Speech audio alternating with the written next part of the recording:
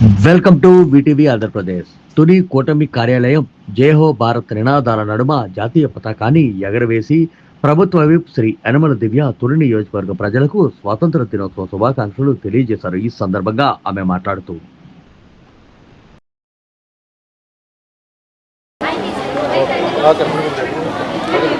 అందరికీ నమస్కారం. మన తుని నియోజకవర్గ ప్రజలందరికీ కూడా 80th ఇండిపెండెన్స్ డే సందర్భంగా అందరికీ కూడా హ్యాపీ ఇండిపెండెన్స్ డే.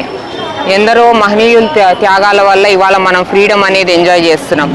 ఈ ఫ్రీడమ్ని మిస్యూజ్ చేయకుండా దేశ ప్రగతి కోసం, దేశ పురోగతి కోసం మనం అందరు తోడ్పడాలని మనస్ఫూర్తిగా కోరుకుంటున్నాను.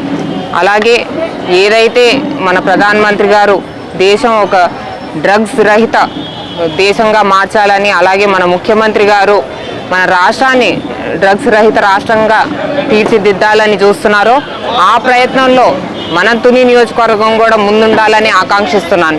త్వరలో డ్రగ్స్ రహితగా మనం ఒక ర్యాలీ కూడా తీస్తున్నాము. దీని గురించి సర్టెన్ మెజర్స్ కూడా తీసుకుంటున్నాము. ఆ ప్లాన్ కూడా మేము ఇప్పుడే మాట్లాడుకున్నాము. తప్పకుండా ఏ అయితే యువత ఉన్నారో, ఈ డ్రగ్స్కి బానిస ఎవరైతే అవుతున్నారో వాళ్ళందరినీ డీ అడిక్షన్ సెంటర్కి కానీ తీసుకెళ్ళడం కానీ ఇవన్నీ కూడా యాక్టివిటీస్ ఇవన్నీ కూడా టేక్ పార్ట్ చేస్తాము. తప్పకుండా మన తుని నియోజకవర్గం డ్రగ్స్ రహిత ప్రాంతంగా అలాగే నియోజకవర్గంగా తీర్చిదిద్దాలని నా యొక్క ఆకాంక్ష.